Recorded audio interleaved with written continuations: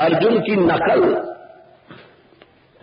हर व्यक्ति नहीं कर सकता, ये अवश्य है,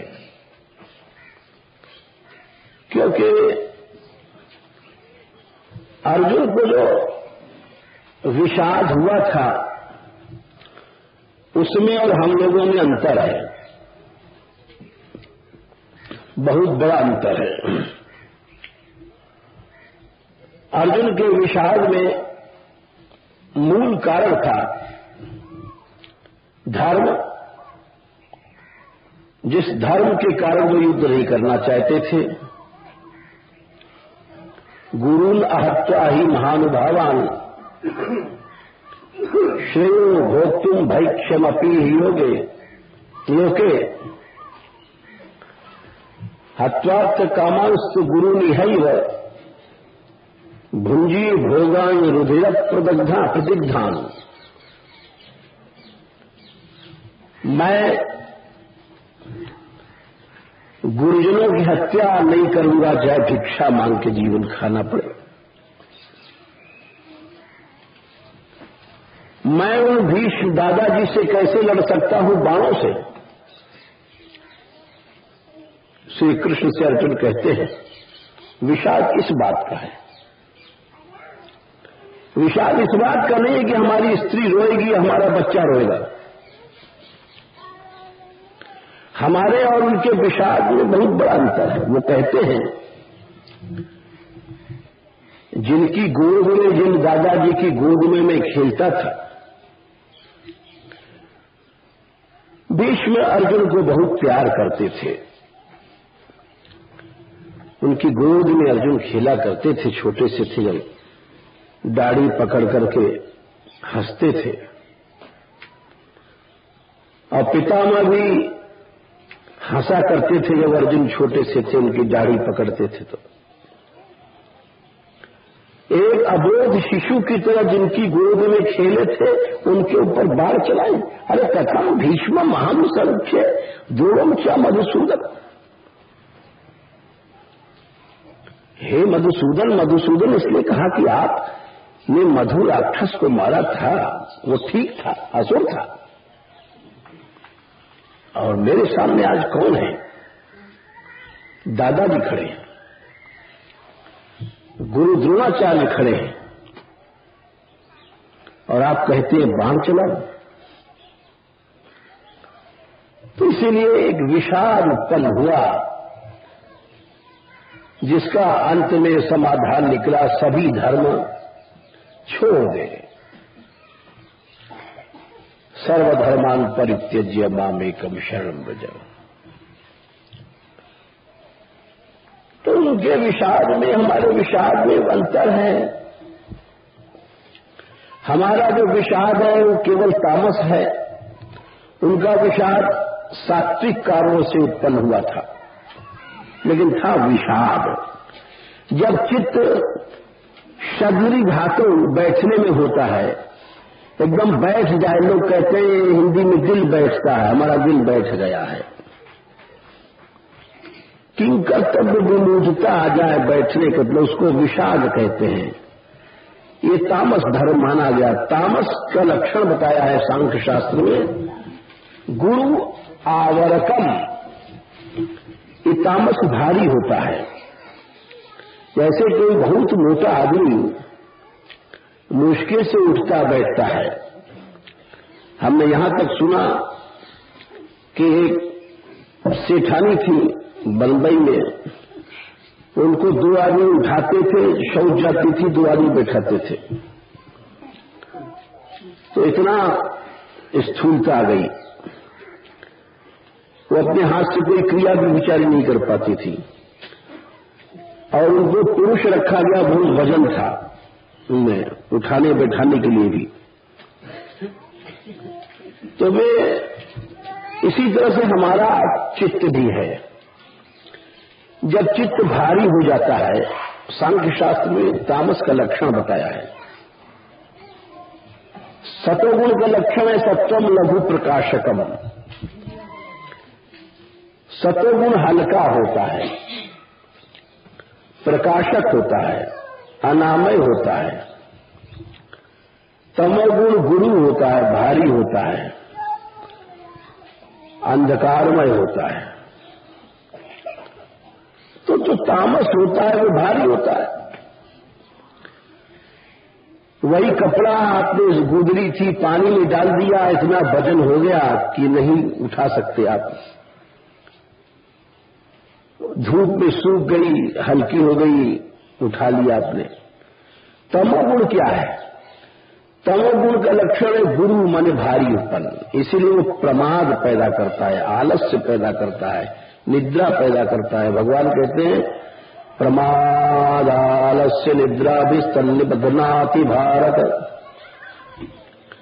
तमस्त्वज्ञानजम् विद्धि मोहनम सर्वदेहिनाम।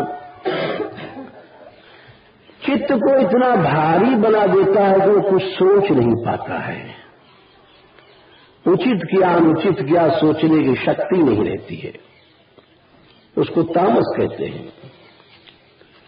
भगवान ने जहां भी तामस धृति, तामस बुद्धि के ही लक्षण बताए हैं कि यहां तक कि वो सारी चीजें उसको उल्ट जाती हैं। अधर्मम धर्ममिति मन्यते या तमसावता, अधर्म को धर्म समझने लग जाता है। सर्वार्थान विपरीतांश्य सा बुद्धि पार्थ तामसी। और इतना उसमें तमोगुण बढ़ता है कि कोई चीज पकड़ने की और छोड़ने की शक्ति नहीं रहती। तामसी धृति के लक्षण लिखा है कि वो स्वप्नम भयम शोकम विषादम मदमेव च न विमुंचति दुर्मेधा धृति पासा पार्थ तामसी।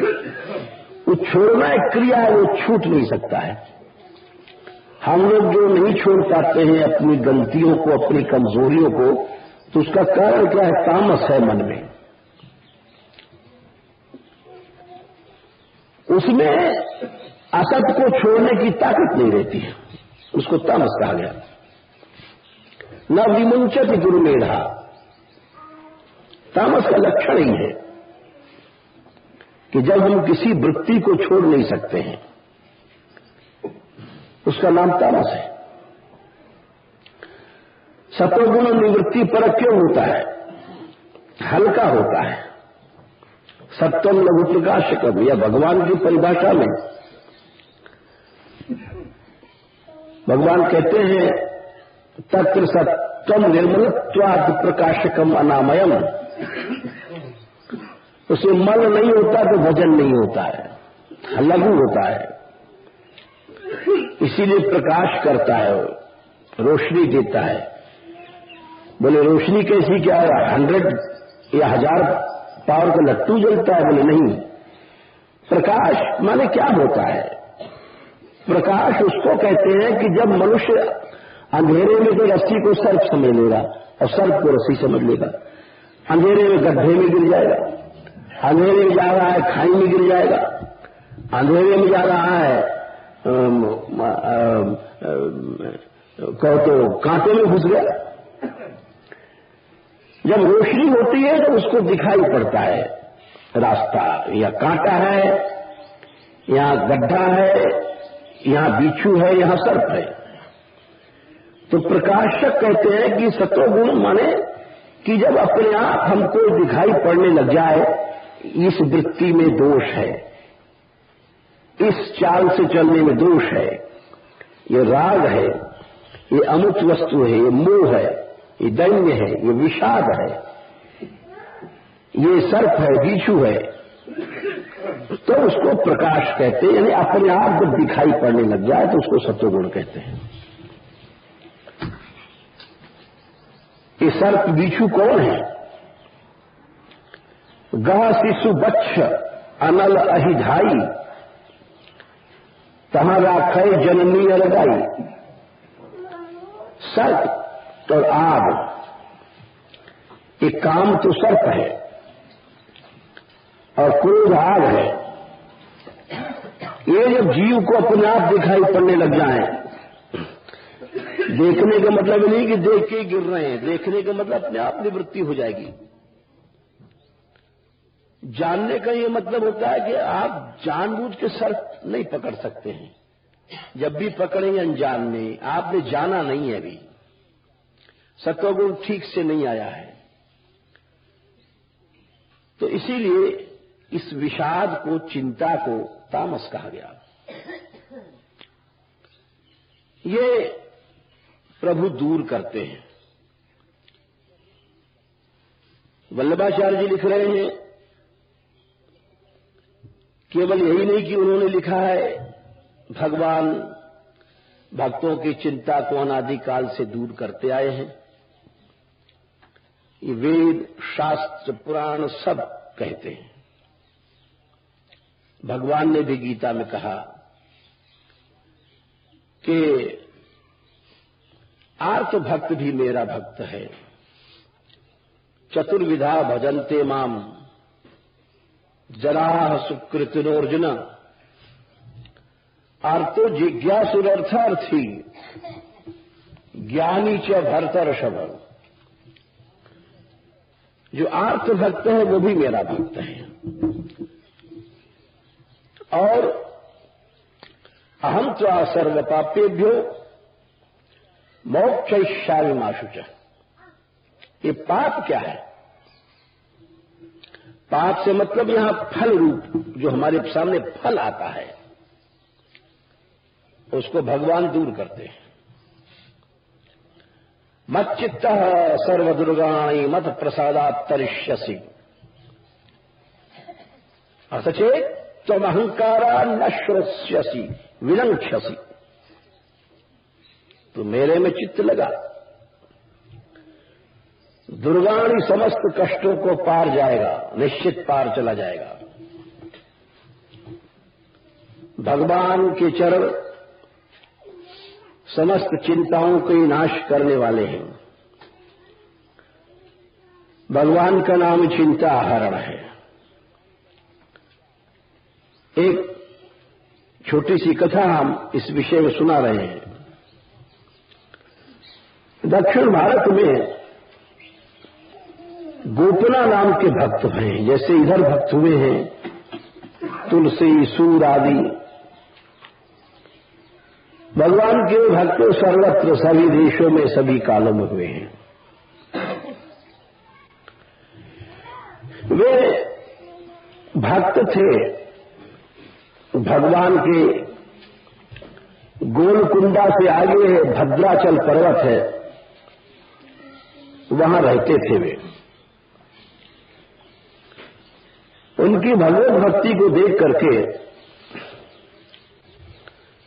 उनके जो एक संबंधी रिश्तेदार थे, जिनका नाम था मदन, वे मुसलमान शासक के मंत्री थे। वहां का राजा था नवाब यानी तनिषा, मुसलमानी नाम है। वो था तो मुसलमान, लेकिन बहुत कठोर नहीं था, और इसीलिए उसको लोग अच्छा बादशाह समझते थे और उसके प्रति घृणा नहीं थी लोगों की। उसके दिल में रहम दया भी थी, और वो हिंदुओं को धर्म में बाधा नहीं देता था। ये घटना कुतुबुद्दीन ऐबक के समय की है, बहुत पहले, मुगल राज से पहले की बात है, कई से साल पहले की बात है। क्योंकि उसके बाद में खिलजी वंश आया है, लोदी वंश आया है, सैयद वंश आया है, तुगलक वंश आया है। ये गुलाम वंश बोले जाते थे लोग, पहले बहुत पहले की बातें हैं। तो उस मदन ने, जो मंत्री था, हिंदू था, उसने गोपना जो भक्त थे,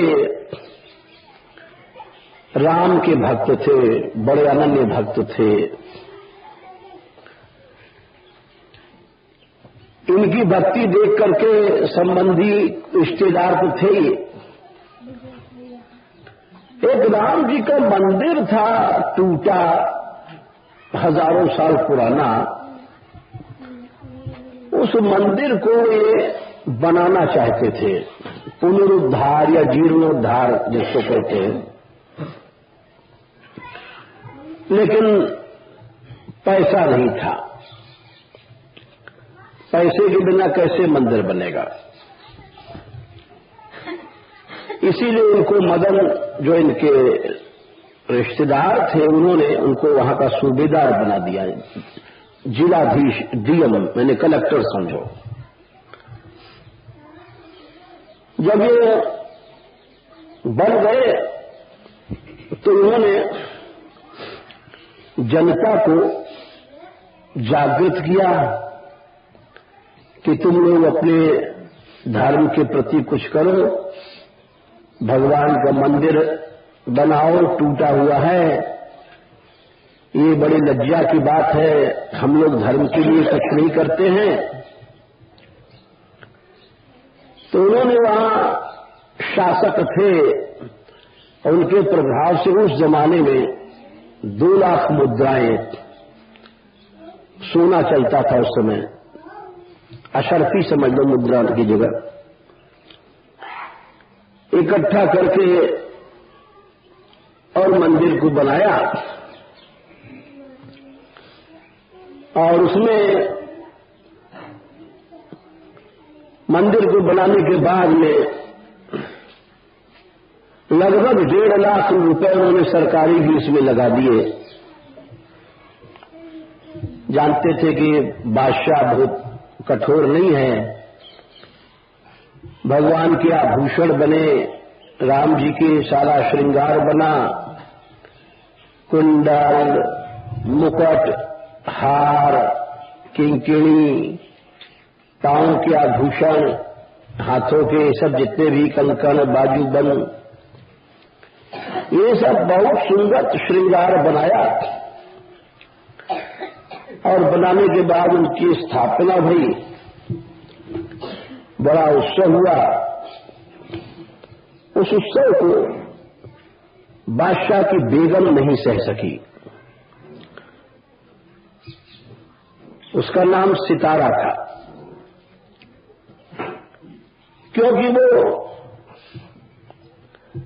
मुसलमान तो थी, लेकिन वो बड़ी संकीर्ण थी। स्त्री जाति में उदारता नहीं होती है। और वो जिसने जब सुना कि एक हिंदू शासक ने इतना बड़ा मंदिर बनाया और सरकार का भी 1.5 लाख रुपए लग गया, तो उसने अपने पति से, यानी बादशाह से कहा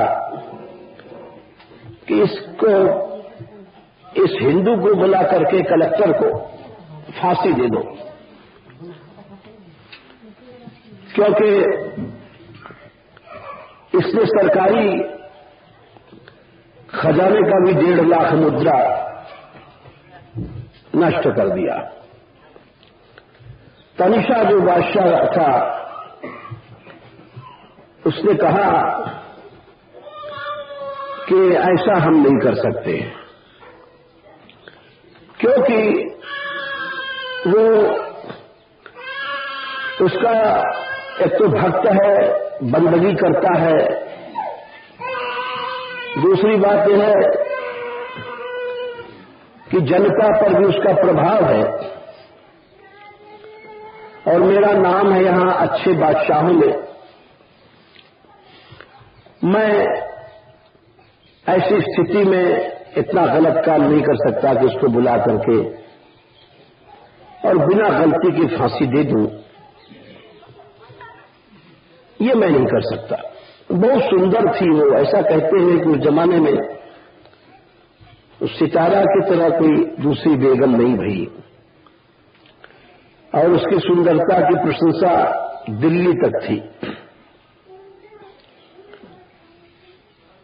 जब बादशाह ने ऐसा कर दिया तो सितारा को बहुत गुस्सा आया, क्योंकि रूप का मद था, बेगम थी, बहुत सी बातें होती हैं। उसने रात को बुलवा करके फौज के सेनापति वगैरह से सलाह करके कि कैसे किया जाए चोरी से। बादशाह ने हमारे पति यानी शौहर का तो दिमाग खराब है, फांसी नहीं दे रहा है, इसको कैसे हम पता नहीं पड़े। तो उन लोगों ने कहा कि अच्छा ऐसा कीजिए, हम वहां जाकर के खजाने में चोरी करवा देते हैं और चोरी को साबित करवा देंगे कि चोरी इसी ने करी है, गोपना ने। वहां कुछ सामान वहां दिखा देंगे, मतलब जैसे फर्जी केस बनाए जाते हैं, आज भी पुलिस वाले बना देते हैं, तो उनके लिए कोई बहुत बड़ी बात नहीं होती है। बड़ी खुश हुई वो, रात को मीटिंग हुई चुपचाप, और उन लोगों ने जाकर के वहां जो सूबेदार थे गोपना जी जिस इलाके के, वहां चोरी करा दिया। 1.5 लाख मुद्रा सोने की गायब करवा दिया और उसमें से उसके चिन्ह निशान गोपना के मकान वकान को चोटी पे रखा करके और साबित कर दिया कि यही चोर है। तनिषा बादशाह को विश्वास हो गया कि राम भक्त है, इससे जरूर भगवान के लिए चोरी किया होगा, क्योंकि इसका भगवान में बहुत प्रेम है, राम में। और इसने बिना पूछे जो 1.5 लाख मुद्रा लगा दिया, तो ये भी चोरी से, ईमानदारी से लगाया है, बेईमानी से लगाया। तो इसीलिए क्या करना चाहिए, और इस प्रश्न को दरबार में उठवा दिया सितारा ने। सब मुसलमान लोग बिगड़ गए कि ऐसे भारी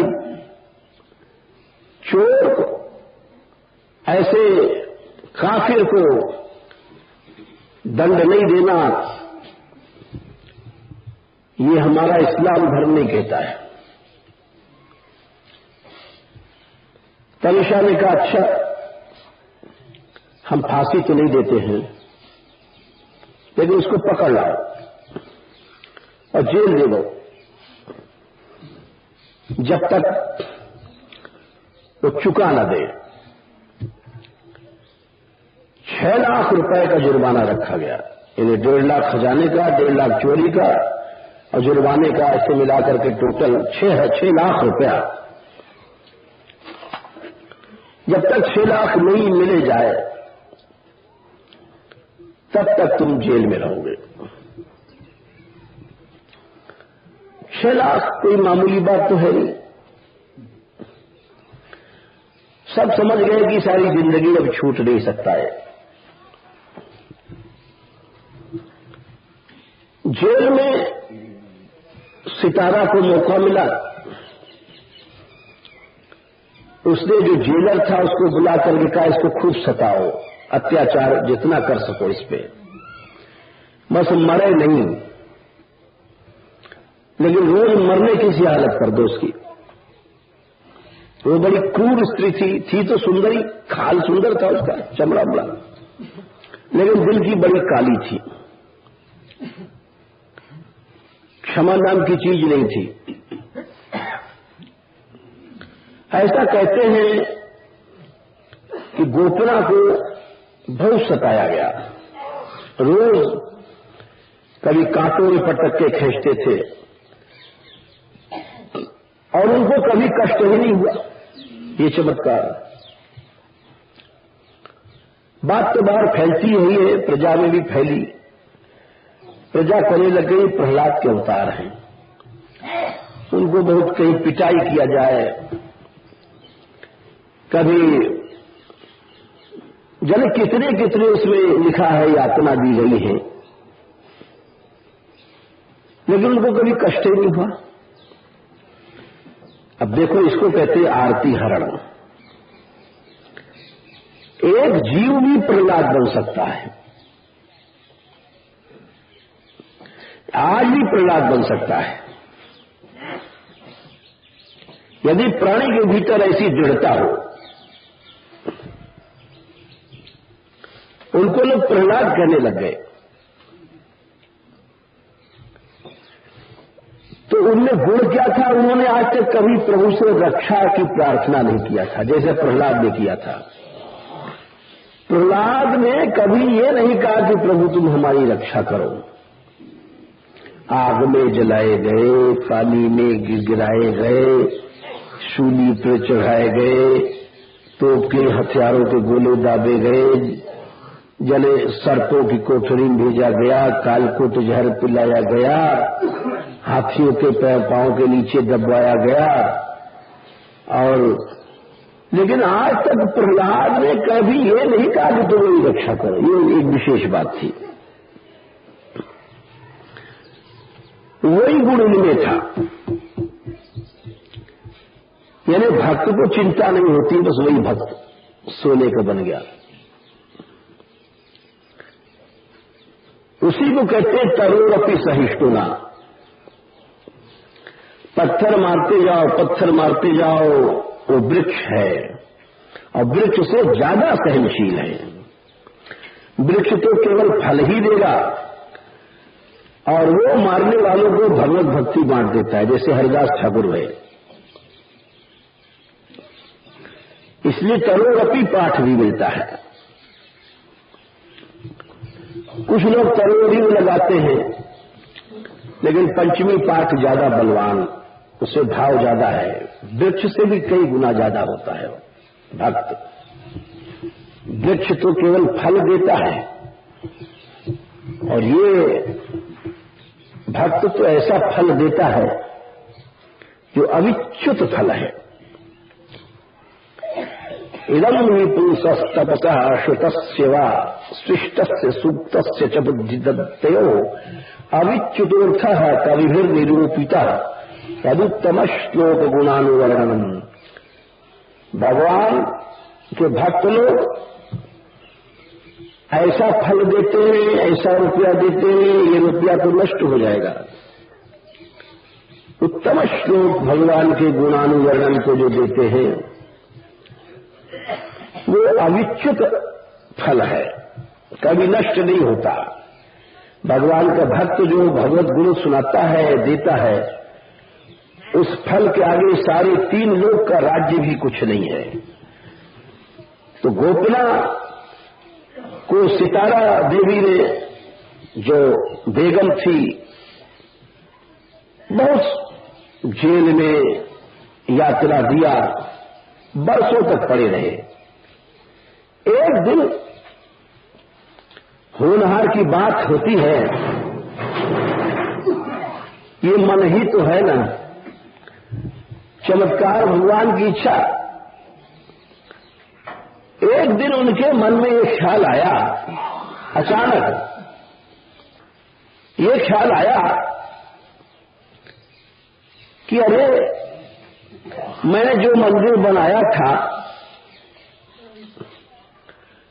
उसमें सेवा नहीं कर पाया। 6 लाख सोने की मुद्रा बड़ी नहीं है, प्रभु ने सेवा हमारी नहीं लिया, कोई बड़ी बात थोड़ी थी। तो जरा सा ख्याल आ गया मन में।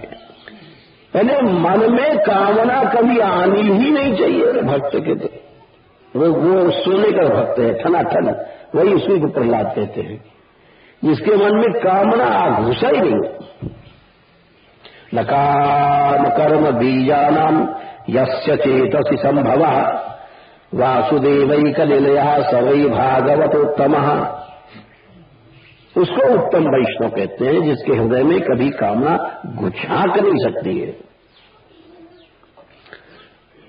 और कामना झांक नहीं सकती तो कामना संबंधी कर्म भी नहीं आएंगे। काम कर्म बीज, बीज बने वासना, वासना भी नहीं रहती।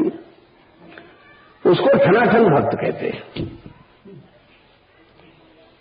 कभी भी उन्होंने आज तक रक्षा की सोचा ही नहीं, लेकिन गोपना भक्त के मन में ये बात आ गई। आज जैसे आ गई, एक तो भक्त कर दिया, मैं तेरी शरण में हूं।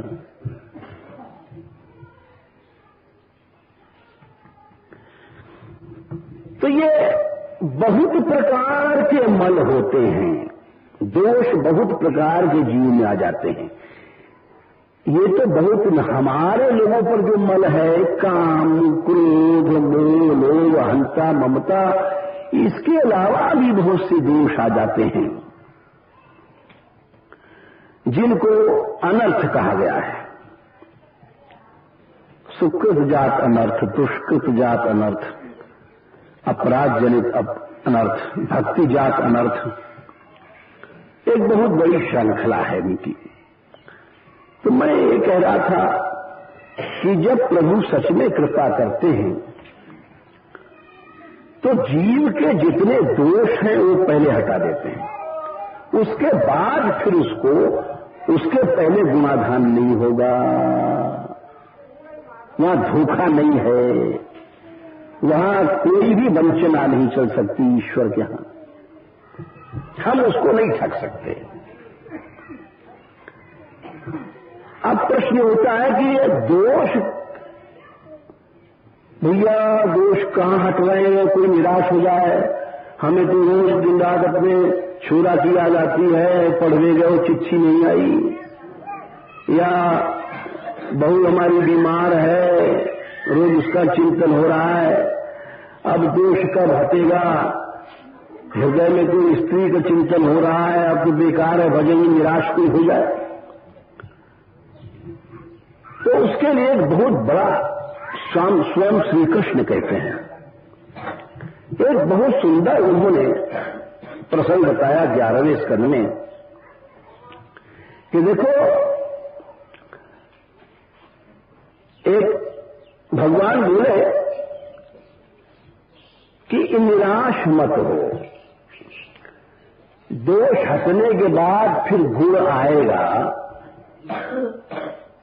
ये शंका अपने हृदय में मत लाओ।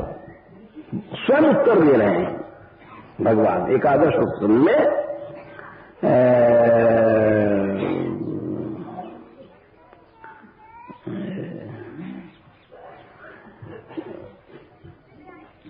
लगभग 20वें अध्याय के आसपास कहा है प्रभु ने, कहते हैं कि देखो,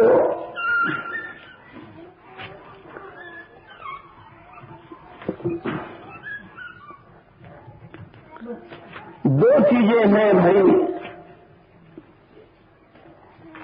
और ये दोनों इस तरह से होती हैं, यथा यथात्मा परिमृज्यते सौ,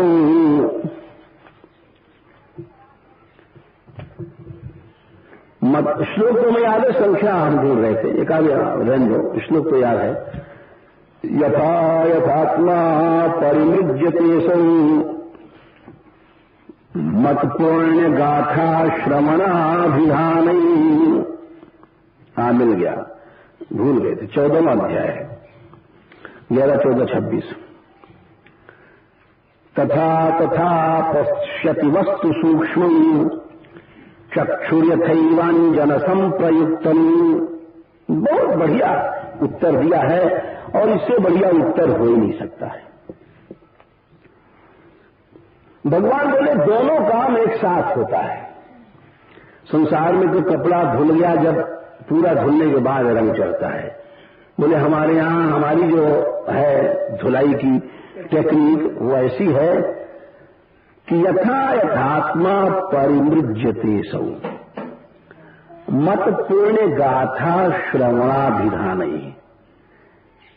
जीव जैसे जैसे हमारे पुण्य कथा को सुनता है और अभिधान माने कहता है, कीर्तन करता है, पद गाता है, वैसे वैसे आत्मा परिमृज्यते, अने वैसे वैसे ये सब जितने भी राग आदि हैं ये नष्ट होते हैं। और तथा तथा पश्यति वस्तु सूक्ष्म, वैसे वैसे उसको सूक्ष्म वस्तु दिखाई पड़ने लग जाती है, प्रवेश होता है। बोले कैसे? बोले चक्षुर यथैवांजन संप्रयुक्तम। ये आज के जमाने में ये पद्धति नहीं है। पुराने जमाने में ऑपरेशन नहीं था, जैसे मोतियाबिंद है, तो इस मोतियाबिंद का ऑपरेशन नहीं होता था हमारे यहां। एक ऐसा अंजन बनाते थे, उसमें कांच आदि द्रव्यों को फूंक करके, बहुत पुरानी बातें हैं, कि वो उस अंजन के लगाते लगाते अपने आप से मोतिया कट जाता था। अब तो चीज फाड़ से हो जाता है, लेकिन वो अंजन ऐसा होता था कि वो समय लगता था, और जैसे जैसे मोतिया कटता था वैसे वैसे ही उसकी दृष्टि बढ़ती थी। अब वो प्रणाली बहुत अच्छी थी, क्योंकि इसमें तो ऑपरेशन के बाद लाइट आवे ना आवे ये शंका बनी रहती थी। आज भारतवर्ष में वैसे वैद्य नहीं रहे, और एक आध आदमी ने कोशिश भी किया, पुस्तक पढ़ के हमें मिले थे वे, तो उससे आंखें कट गई। उन द्रव्यों का संयोग सिद्ध वैद्य लोग जानते थे। हमारे यहां विद्या चोर भी होते हैं, कोई बात जान जाएंगे बताएंगे नहीं, छिपाएंगे नहीं। यानी आप समझिए, आंखों देखी बात से हमारे चौधरी जी बता रहे थे कि एक गुड़िया थी फिरोजाबाद में, वो मर गई। उसको एक नुस्खा मालूम था महाभारत काल का। महाभारत में ऐसा आता है कि इसे हाथ कट गया और तुरंत औषधि लगा दिया, जुड़ गया। ये नहीं कि साहब 6 महीने लगेगा और पट्टी और घाव भरेगा। ऐसी ऐसी हमारे यहां विचित्र औषधियां थी और उनके प्रयोग थे, और ऐसे ऐसे होशियार वैद्य थे। आज का आदमी तो संजीवनी बूटी को गप मानेगा, लेकिन नहीं। तो वो इन लोगों ने, सब लोगों ने बहुत कहा उस गुड़िया से, लेकिन मर गई, उसने बताया नहीं नुस्खा। इस तरह से हमारे भारत तो उसकी सारी विद्याएं लोप हो गई। तो वही बात कर रहे हैं, भगवान की चक्षुर यथैवांजन संप्रयुक्तम, जैसे जैसे आप अंजन लगाओगे वैसे वैसे ही वो दोष हटता है और अपने आप दृष्टि बढ़ती रहती है। दोनों चीज एक साथ होती है। ये बहुत बड़ी समस्या का भगवान ने हल बताया कि बोलो तुम देखो, लेकिन भजन करते समय इतना जरूर ध्यान रखो। इसी के नीचे के श्लोक है, भजन इस तरह करना चाहिए, विषयान ध्यायतश्चित्तम विषयेषु विसज्जते माम अनुस्मरतश्चित्तम मय्येव प्रविलीते। तुम भजन उसको कहते हैं, जितना भी तुम भजन करते हो, कोई माला करता है, कोई पाठ करता है, ये सोचे कि हमारा मन कहां है।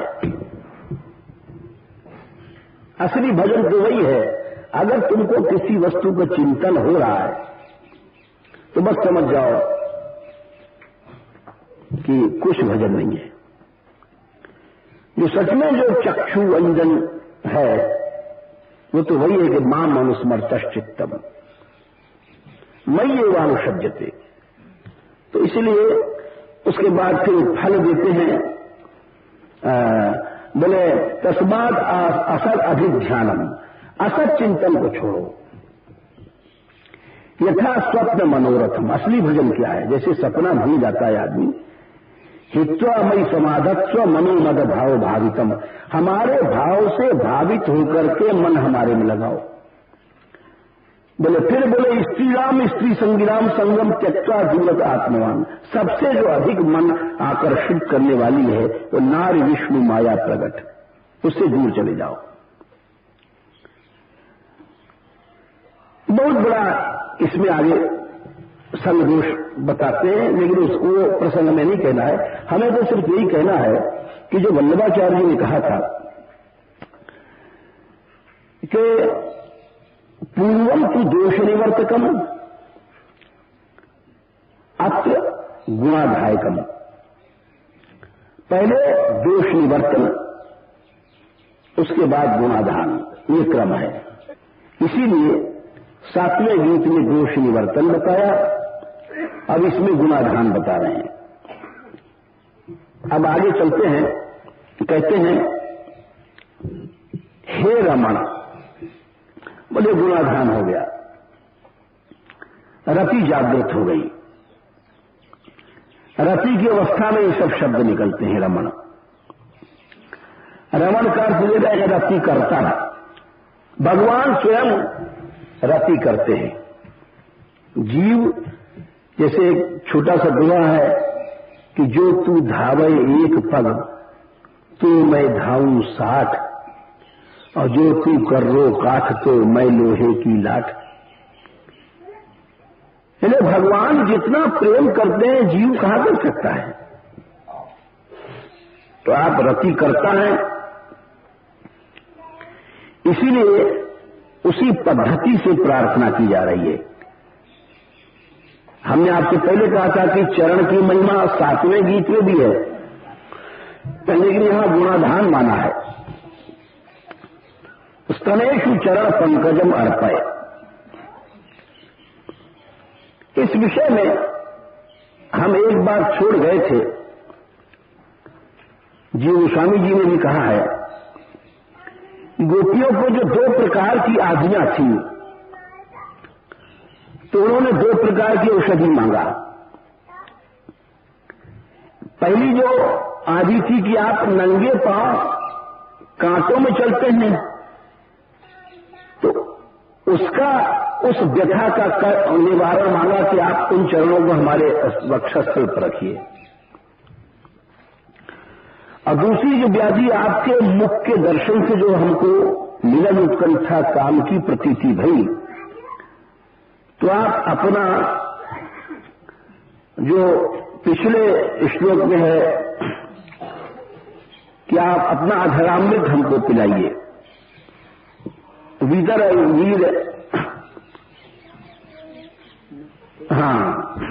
तेधरामृत आगे आएगा। तो दुख द्वयस्य निर्वापनार्थम उपाय द्वयम, तो वही बात यहां भी कह रहे हैं वल्लभाचार्य जी कि आप चरण पंकजम अर्पय, आप अपने श्री चरणों को हमारे वक्षस्थल पर रखिए। अब आदिहन शब्द का अर्थ कह रहे हैं कि श्री कृष्ण का एक नाम है आदिहन। आदिहन क्या है? श्री कृष्ण का नाम आदि माने मानसिक लोग। देखिए, हर चीज के 2 पक्ष होते हैं। एक बार हम यहां कथा कर रहे थे तो एक व्यक्ति पंजाब के कुछ रुष्ट हो गए, क्योंकि हम कथा कहते समय हम साधक पक्ष भी कह देते हैं, केवल रस की बात नहीं कहते। तो मैं नहीं कहता, ये आचार्यों ने कहा है। इस आरती हन के 2 पक्ष हैं। हृदय तापः चिंता च,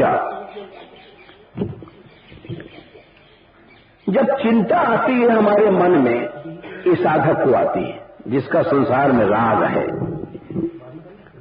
वो सोचता है, जैसे हमने आपसे कहा कि हमारा लड़का कहां गया, आप कह रहे हैं इतनी देर हो गई चिट्ठी नहीं आई, चिंता होती है।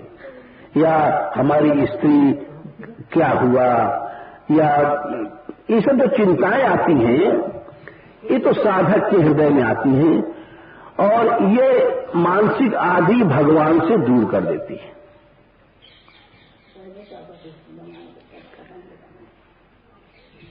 ये जो चिंता आती है हमको, ये भगवान से दूर कर देती है। ये भगवान ने स्वयं कहा है, चिंता अपरिमेयांच प्रलयांतामुपाश्रिता कामोपभूव परमा एतावदिति निश्चिता।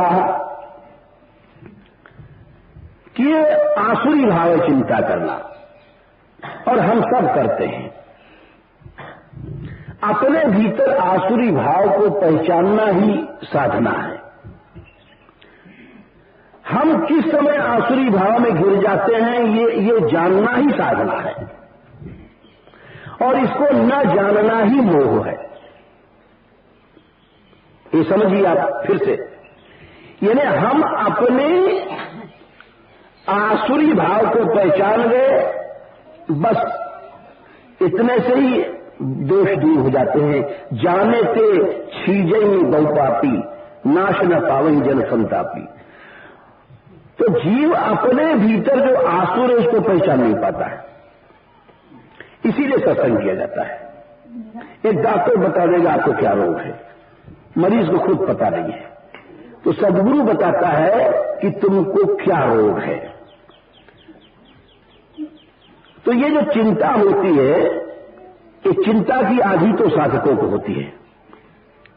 किसी प्रकार की चिंता हो गई, अपने बारे में, अपनी बीमारी के बारे में, अपने परिवार के बारे में, अपने धन के बारे में, पैसे के बारे में, ये तो है आधी साधकों को होती है। और जो भगवत भक्त हैं उनको ताप होता है, विरहजन्य ताप, उसको भी आधी कहते हैं। तो ये दो प्रकार की बता रहे हैं यहां पर आधी। साधक पक्ष से भी जो चिंता होती है, अरे ऐसी मस्त प्रकृति बना ले साधक, और वो जरूरी है, उसके बिना साधन नहीं होगा। जब तक चित्त समान तुम्हारा नहीं रहेगा तुम साधन नहीं कर सकते। इसीलिए साधन क्या है, एकमात्र समता है। अब ये समय हो गया है, इसलिए एक चिंता की आधी, इसकी चर्चा हम कल करेंगे। प्रणत का अच्छा है, चलो कह रहे हैं कि जाना भी इन लोगों को, चलो अच्छा। प्रणत कामदं पद्मजार्चितं धरणिमण्डनं धे